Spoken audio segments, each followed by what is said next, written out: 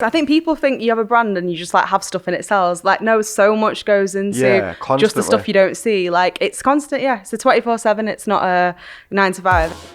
My name is Nik Nagarkar and you are locked into Culture TV. For the culture, by the culture. Let's go.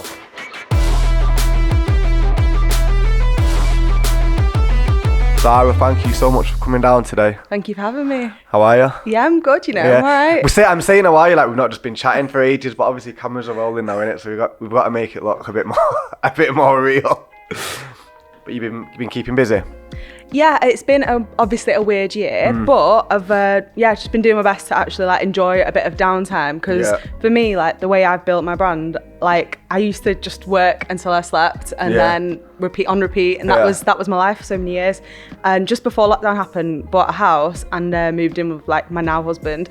But before that, I literally would work till I slept, do you know what I mean, midnight, and that was it. Now I have a bit more work-life separation. I think lockdown has like encouraged that as well, to just like. Do you think it's helped you in that sense? Yeah, no, it's been really healthy for me. I think in a way, like working, till you drop is obviously get stuff done, but it's not healthy, it's not sustainable. And I think I've really learnt that in the past year, that rest is so important, and that rest and that downtime is just as important as the hustle time. So it's been good for me in that sense, because I've done more of that than ever before. So you know what I love about your story, Zara, is because I remember when you started this brand like years ago, and I remember it was just a little side hustle at the time, wasn't it? Like, it was just it was side hustle money. It was the main hustle, but it was side hustle money.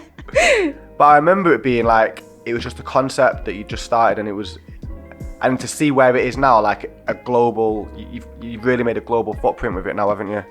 Thank you. Well, I guess, there's always... That's how it appears. Well, no, I definitely have like a worldwide, I guess, brand. It's not, the biggest brand in the world, but that's because I've wanted to keep it true to like what I want and my vision for it, and just keep it very real and still very me, not just, grow because, I have to.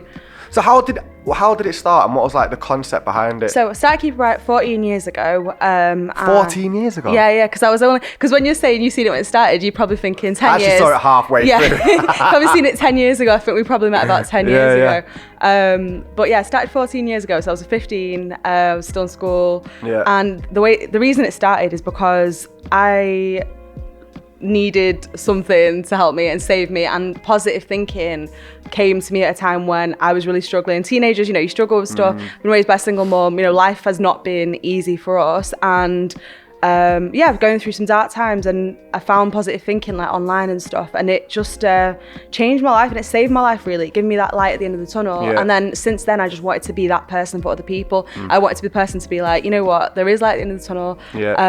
And because there wasn't really much of that back then. Nowadays, loads of positivity online, great, it's great, but there wasn't much of that. No, there wasn't, because I remember I used to post all these things, quotes on Facebook, and people would be like, what are you talking about? Because they weren't at that place to reach it, to like receive it at that time. It's funny that actually there has been like a shift, hasn't there? I think as we all get older as well, and you realise like, you know what, looking after yourself is important, like mentally and physically and everything. Whereas when you're younger, like the opposite is glamorised, it's the getting fucked, it's the... all of that. Yeah, all of that. And I feel like it's a bit, in a way, like, I feel like there has been an overall cultural shift to embracing positivity. Yeah, I think because people realising it's important, and there's because of everyone talking about mental health more nowadays and normalising all of that, that goes hand in hand. You don't get good mental health by ignoring it. You have to think positively and do all of that self-care stuff to get to a good place mentally. So it's a good thing people are thinking more on that kind of line, and that there's resources like available, because there wasn't back then for me. I literally like made a friend on like a music forum when I was like 15, and then they were a bit older than me and thought like in a more positive way, and that's what encouraged me to think that way. And then I just wanted to be that person for other people, really. So that's how it started. It was just like a dream in a bedroom. Like I lived in a council house, my mum, like it was just a hobby, but it was for me as well. It was to remind myself of these positive things. Because I needed them, and then my friends needed them, and then it just snowballed from there. And the clothes stuff came into play because, so Keep It Right is a clothing brand predominantly, but I do like homeware, I write books, all that stuff. But the clothes stuff came into play because I always was interested in fashion, and I think fashion's a great way of spreading messages. Because when you see somebody walking down the street, you're reading what's on their t-shirt. You're reading that whether you think about it or not. So it's a great way of passing positive messages. As well. And just for yourself to see it in the mirror, to see it when you look down, like it's just a good way of combining the two things. So that's how. So have you designed all of the ranges? Yeah. Oh, still to Everything is still only me. Like I still do everything by myself. Yeah. Wow. I get stuff printed, obviously by printing companies and stuff, but I do everything myself, and I wanted to keep it authentic and true to my vision, and that's why I've just still do everything myself.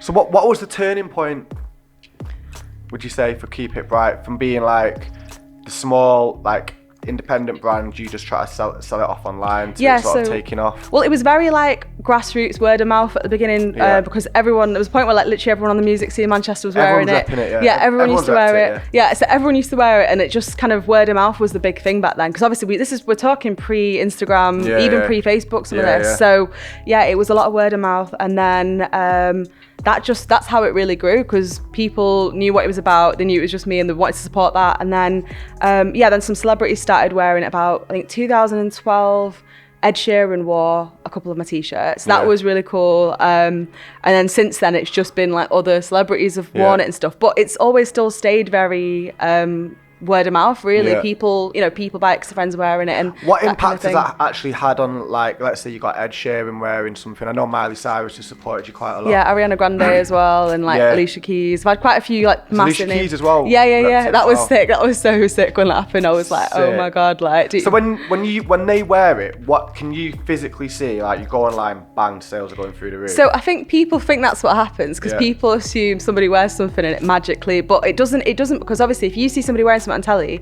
you don't know where they got that from, unless they're literally saying it. But bearing in mind, all of these for me were organic things. I didn't pay any of them to even wear it. They just decided to wear the stuff. So that, whereas sometimes when people have a celebrity wearing something, it's because they've paid them to endorse it. So when you've done that, then they do obviously post where it's from, etc. So it doesn't just blow up overnight as people would imagine. It's more so of like, you've got to then post about it, market it, like do all that kind of legwork. Take that image and then you've got to do the legwork yourself. So it doesn't just happen overnight. I think I should have probably done a bit more of that when I was younger, like with the Ed Sheeran and stuff. But I didn't. I was doing all this myself. I've self-taught everything. So did you not like go, yo, Ed, have some more stuff, but just post the link next time? But the thing is, when you start getting into that territory, you do have to do like actual sponsorships and stuff. And then they weren't paying. And I wasn't on that money. You know what I mean? I was literally still a girl in the bedroom, in a tiny bedroom, doing this. And I have been, even the Miley stuff, she wore like around 50 of my things, I reckon. But again, I was still in a tiny little bedroom doing my thing. Have you spoke to her? Yeah, plenty. Yeah, because she wore my stuff for about 5 years. Do you know what I mean? She wore a lot of my stuff over a lot of years. So because she followed me on Instagram and stuff, and then I've spoke to most of them. Do you know what I mean? It's all been organic stuff where they found me through something else or whatever. So it's really cool. But it's not what people imagine of like somebody wears something, it sells out. Do you know what I mean? It's not that simple. So because I've been self-taught and done everything myself, I didn't know everything about business or about advertising or all that stuff. So I could have probably blown up quicker if I did know. But I guess in maybe a stubborn way, I wanted to just do things in a kind of realer way and just keep it, just keep it real to what I wanted to do. If you could turn the clock back on this brand, say 8 years, would you have done things any differently? I think I would have definitely taught myself more about advertising, marketing, stuff like that. I think I'd gotten so used to just word of mouth and like organic reach working, whereas as we all know now, like Instagram, all that stuff, nothing's organic reach anymore. So the game really changed in that sense, whereas I used to have really good organic everything, but that changed, and then obviously you've got to keep up with that and adapt to that. So I definitely would have put more time into learning about marketing, advertising, all that stuff. But I think a part of me just wanted to be like, well, no, I haven't had to do that yet, so why do I have to do it? But obviously you do have to adapt to the game and keep up to do well. So would have probably done more of that to grow bigger, but it's not too late to do that. So now I do learn about that kind of stuff and teach myself. It's funny, innit? Because especially like when you like music, fashion, it all comes from a very similar place when it comes to how you promote that. You've got to not be scared to do it, or whatever. But because everything's changing so fast and so quickly, it's like, how do you even keep up with it? And like, it's a lot of work. I think people think you have a brand and you just like have stuff and it sells. Like, no, so much goes into just the stuff you don't see. Like, it's constant. It's a 24/7. It's not a 9 to 5. And I think there's a lot of glamorizing of like being your own boss and being self-employed, but it's not that life. It's just not. No, it's not. It's not. I mean, when I think, sometimes I crave like not being self-employed. Really? Do you know what I mean? Yeah. I mean. What for? What? Like, for example, there's no, even if I'm off, like I'm off this week because I'm moving house, right? But I'm off physically, and like I'm physically off, but I'm never mentally off. Yeah. And like if I go on holiday, or anything, it takes me about 3 days to like not be having my mind race at 100 miles an hour. Of course, I get you, yeah. And then I've got like 3 days left, and I'm like chilling, and then by the time I come back, I'm like, fucking hell, I've only just started my holiday. And I feel like if I had a job, or I was in a place where I wasn't solely relying on my own steam to make a living, yeah, I get you. It takes the pressure off. No, 100%. It's a lot of stress. It's a lot of stress. It's a lot of responsibility. Yeah. It's a lot. It is a lot. And I think people should go into doing what they want, but they should know it's a lot of work. It's not less work. I think it's everyone, it's way more work. Yeah, of course, because you're the boss. If you don't do it, don't get done. Exactly. But it is glamorized, and I think it's glamorized for a reason, because you do get freedom. You do have freedoms. Yeah. And you're not being clock watched. You're not got someone telling you do this, do that, do the other. But with it's a double-edged sword, because okay, fine, you've not got that, but you've got another set of problems, which are pretty much equal to that. Yeah. Do you know what I mean? Yeah, no, totally. I get you. I always wanted to be my own boss, and last time I worked for anybody else, I was 16. I had a weekend job in Affleck's. That was like my last job, so I have like made it work. But that's the thing, is that's the other side as well. Once you've had that taste of like that life, I mean, I'd have to make it work, because I can't go back to like working for somebody. Like, what was your defining moment when you said, right, I'm quitting my job? No, I mean, I would literally only have that side. I was already doing it then. Really? I was selling my stuff in Affleck's while I worked there. Yeah. And then just was like, fuck it, and quit college. Just like, I'm just focused on this. It's mad when I look back at 16-year-old me, because I literally had no money. Like my parents, I was a single mom. We didn't have money. There was nothing. There was only like the dream. Genuinely, it was the dream, and that was it. There was. I don't know why I thought I could quit college, but it worked. I believed in myself. And sometimes you got to burn your boats, haven't you? Yeah, I believed in myself, and it was enough, obviously, but. It's mad when I look back and I'm like, you had nothing, you had no money. What were you even thinking? Like, but it works. So, Is there like a defining moment where you would say, like, along this journey where you've realised, shit, I'm all right, In what sense? Like I'm doing all right. I don't know, like, I've had a few moments in my life when I think, because I remember quitting work full time to do music full time. I remember the day I worked in a call centre, and I asked to go to the toilet in this call centre, and the guy said no. Right. And I'm on MTV at this time, right? I'm number 8 in the MTV chart, and the guy won't let me go to the toilet. And I'm like, what the fuck is this? Yeah. So I remember literally like, so I waited for about 20 minutes, and I said, you know what, I sat this, got my coat, and I left. And some of my other friends who didn't work, doing other things, which I'm sure you can imagine, they were all in the pub, right? So I went and met them at this one pub in Didsbury, and I went there and I said, you know what, I am never, ever, ever, ever, ever getting a job ever again. So help me God, for the rest of my life. And I haven't since that day. But I remember making a clear decision at that point. It was like, I don't know, it was like a fork in the road in my life, and I was like, you know what, I've got to make this work now. I'm out here, I'm burning my boats. No, it's a good story, that. I think for me, because I didn't, like I said, I went from school straight into this.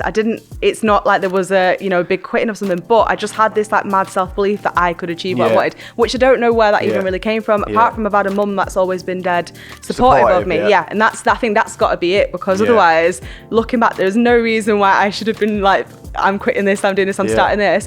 And I believed in myself, and that has got me where, I thought I could do it, and I did. But that was kind of it. There was nothing else. There was no funding. There was no, I'll help you. There was nothing. It was just me. But I kind of just had this self-belief that I can do it, and that's kind of all it's been. And I wanted a better life. Like we had it's been a shit, can't be asked going into all of it, but I've had quite a shit childhood. We've had a rough time, and I just wanted a better life. And since then, my life has only ever got better. Yeah. And that's the aim, just up and up is the aim, because I want to give my mum like the life she deserves. I want to, I want my brother and my mum, and just to not worry about money and things that we always have had to. So just that, it's the motivation of like having security, of having freedom, of having just happy moments and a good life, even things like I never even really traveled abroad apart from to see family until I was like 21 was my first ever beach holiday, because we didn't have money for holidays when I was young. We didn't do that stuff, do you know what I mean? So it's been nice to have them things that you've given yourself that no one gave you and that you couldn't afford, and you know what I mean, to be able to do them things. So it's motivation in it. Do you think this journey would have been easier if you was a man? I think for me mentally, I've never seen myself as less as a man. I'm very alpha in my energy, which is probably, I don't know if you're into star signs and stuff, but I'm an Aries, and I'm Aries, like, of course, and I'm very much like alpha, masculine, leader energy. So I've never thought of myself as I couldn't do anything. I think that has helped me a lot, because I've never thought there's nothing I can't do. But I think in this world, is everything probably easier if you're a man? Yeah, probably. But I've not let that hinder me in my journey, because I'm not really scared of shit, so I'm very in your face. I'm very, it's not for me personally, but I can see why it would for a lot of people. I think me being a woman of colour has probably not been the best in that sense, because I feel like some of the stuff I've done would have been so much more massively celebrated by like media and things. Like even the fact like somebody like me has like Ariana Grande, like, you know, some of the biggest celebrities in the world. Definitely. But I feel like that's quite slept on. If I was like, I do think if I was maybe like, you know, a pretty white girl, I would have probably had a lot more like big moments like that. Yeah, where they go, oh, this girl's smashing it, she got all this, So I think... Have you not had much press support about that? No. Have you not? No, but I think that's what it... That's crazy. I'm not saying that's what it is, but I feel like sometimes that might be what it is, because... But it's a great story. It's a great story. Like, independent brand from a bedroom in Manchester has like A-list celebrities wearing a stuff. Yeah, organically. And she's not paying them. So I feel sometimes a bit slept on, and I think that might be the reason. Not because I'm a woman, but because I'm Asian, I don't know. So but like I said, it is kind of, as much as the world is there with its kind of barriers and stuff, it's always been about, I wanted to represent as well I was watching one of your interviews, and it's talking about like, talking about that sucky, and just talking about representing for like Asian women and stuff, and that's always been important to me, because I'm not a stereotypical Asian woman. I've been the man of my family, I've been providing for my family, and you know, we've never had anything. That's not the typical story in No, because obviously you normally be provided for. We haven't had shit provided for. It's been me. I've been the man of the house, and that's very much, I am the head of my family, and that's all of that. So that's how you get that. That's how you got that energy, though. Maybe. So I think I am very different, maybe, to what people would imagine. So I always wanted that to also be something I represent, because representation obviously is so important, but all kinds of representation, because obviously we're also different.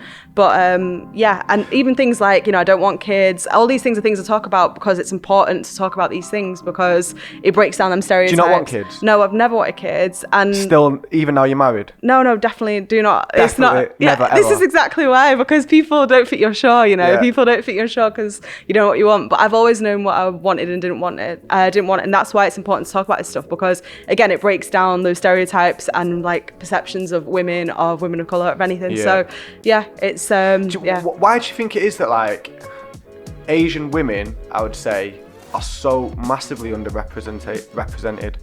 Maybe because I guess we're thinking typically the culture can be quite male-centric.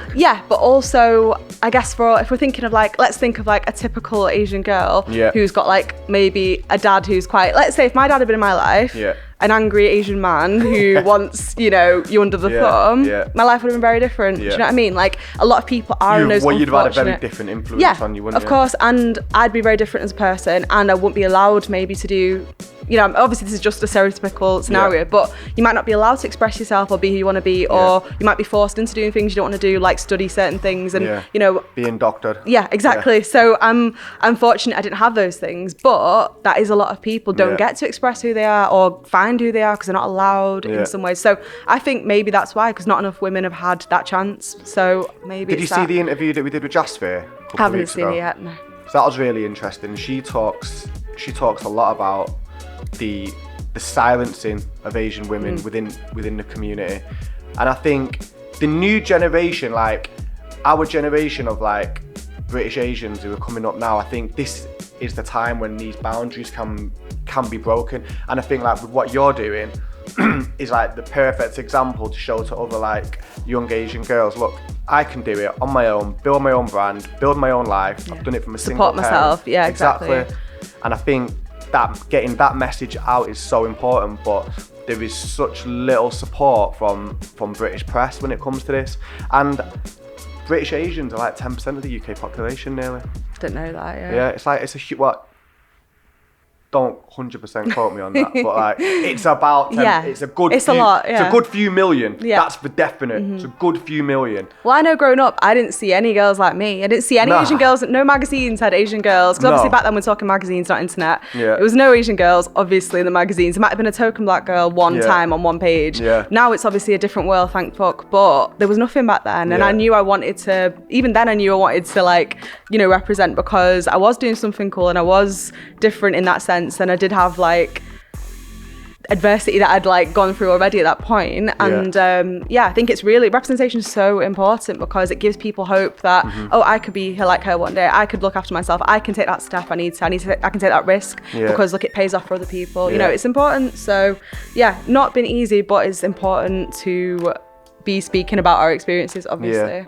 How is Keep It Bright sort of helped with your mental health, like, and how do you think it's helped challenge any like mental health issues that you will have had? So Keep It Bright in the sense of what I do, not as in like as a job, but Keep It Bright in general. Like I said, it was made to help me through my journey. It was made on the foundations of what helped me, and it still has been that. So I've been keeping myself sane while keeping everybody else sane, and that's been the goal, like helping myself through life and helping them through life. So it's just been about basically real talk positivity. So not the kind of airy fairy stuff. There's nothing wrong with that, but I know what you're it's saying, not always relatable, and people see those cliche quotes and stuff and they just can't relate. Whereas for me, I wanted it to be like, here's the real talk. You know, this is this is what's helped me. This could help you too. Why not try it, kind of thing. So that's the difference, I guess, with it. It's not just like bang a cliche thing on something. It's something that's really actually helped me.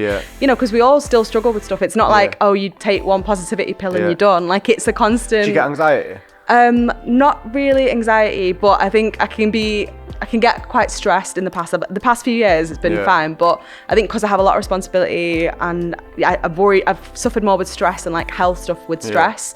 So like I've had like my hair falling out, I've had like skin stuff, I've had like I had a seizure. Do you notice a physical difference when you get in really stress? Yeah. You can feel it. You feel run down. You feel you know, like overwhelmed, I guess. So but like I said, in the past couple of years I've learned that rest is such an important part of like hustle, not just hustle every minute, and that has made the difference. I don't do that anymore. Like I don't get burnt out like that anymore. Do you specifically take time out now? Well, I try to like unwind a bit more in the evening, get more sleep, like just chill, and like when I'm away, actually just be away as much as I can instead of like always thinking about what's the next thing, what's the, you know, it's because the thing is, when you're self-employed, you always think like, if you turn your back on it, is it all going to fall to shit? And there is that chance. Obviously there is that chance, but then if you turn your back on yourself, you could fall to shit. Exactly. That's worse. Because then everything goes, if you go, everything goes. Would you say that they're like coping mechanisms that you've sort of developed over time? I think so. Self-care, the main things I kind of talk about Keep It Bright. So self-love, really important, because that makes you like unfuck with a ball. Self-care is super important. I know it's popping up a lot more online now, but in general, just looking after yourself. If you don't look after yourself, you can't look after shit else. Like it will fall apart. So it's just really important to do that stuff for yourself. And just having them boundaries, the healthy boundaries in place of like, you know what, maybe I am going to say maybe I'm going to have an out of office email. Maybe I'm going to, things you would never do. Like, you know, maybe I'm going to just be a little bit less available and just have time to just, you know, look after myself, sleep, exercise, whatever it is. So you've got to put that in place for yourself, because no one else, because you've not got a boss, you've not got anyone else telling you. No one's going to do it for you, number one. There's no like health package with your own business. Well, exactly. And no one's checking in on you to see if you're like, you're doing right. You've got to regulate that and think, you know what, actually, I'm getting really stressed out. I need to just take an hour, have a bath, whatever, just chill out, watch something. Do you know what I mean? Like, you've got to regulate that for yourself, because yes, it's good to work hard and get shit done, but you need the balance. You need the balance of things. So I think that's really important. And as I'm getting older, like I'm 30 now, I've realised it's important to do that stuff, because you get tired and you get older, innit? Like I haven't got that same 10-year ago energy, but you need to look after yourself to maintain, don't you? What would be your advice to someone starting a brand now? So the world's like a massively different place from when I started, because obviously like when I started, no Facebook, no Instagram, we're talking MySpace is when I started. So the world's a different place now. I think for anyone starting a brand, it's important to have like a reason why you're doing it, not just for money, because the money doesn't just come, like the money isn't always going to be there, and it has to be something a little bit there's got to be like a reason to it. I'm not saying everyone has to go out and start a charity. It's not like that, but it's like on the days where there's not money, there's got to be something else. Like for me, like I help people with what I do, and I aim to help people with what I do. So on the days there's no orders, I'm still helping people, and that gives me that, you know, that reason for it. Because I never started for money. I didn't start to create a brand. I wanted to be my own boss, but I started with a purpose. Obviously not everyone's gonna have that same purpose, but there's got to be something more to it. Like you've got to enjoy it at least. There's got to be something. It can't just be the money, because people I think are looking for like the quick cash, and it's not a case of that. And even if it is, it might not be very sustainable in the long term. So yeah. What's next for Keep It Bright?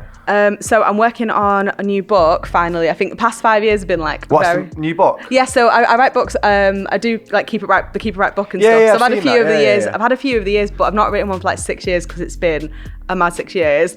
So yeah, I'm working on a new book, but it just takes a lot of time to get all that together. But yeah, I'm excited about that because it's like the kind of simplest way I can help somebody a lot in one little thing. So working on a new book at the moment, and otherwise I'm just always trying to evolve it and do more and do new things, and just do my best really, and create a lot more video content as well. Video content, I think that's the other thing I would give advice to somebody starting, is to record everything. I wish I had videos of me working in my little bedroom 15 years ago. Imagine you had that now to look back but on. back then we didn't have like video phones, so this is iPhones weren't about then. No, I didn't even have a phone with like photos at that point. I had like a digital camera at most, but because sometimes I'm like, why don't I have videos? I'm like, because you didn't have a phone that took pictures. Like it wasn't, it wasn't like that. So yeah, record everything, because you can always use that, and you'd want to look back on that and you'll want to share that. So record as much of your process, your behind the scenes, share that stuff. People want to see that stuff. So that would definitely be a big piece of advice I would give people, because I'm trying to do that more now, but I wish I'd done it in all that time. I know, it's mad, isn't it? It's mad how just like the way trends and technology changes, and it just sort of shapes everything that you're doing. So much has changed.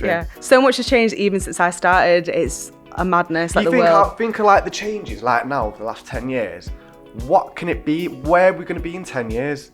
Can you even imagine what the world's going to be like? Yeah. Because it can't just be videos on Instagram. Like, it's got to be something else. Well, even now with smartwatch. Well, yeah, exactly. People are already doing holograms and stuff, aren't they? And like, so yeah, it's the madness, isn't it? It's the madness. The world's crazy, isn't it? But Zara, thank you so much for today. You're amazing. Thank you for having me. Thank you.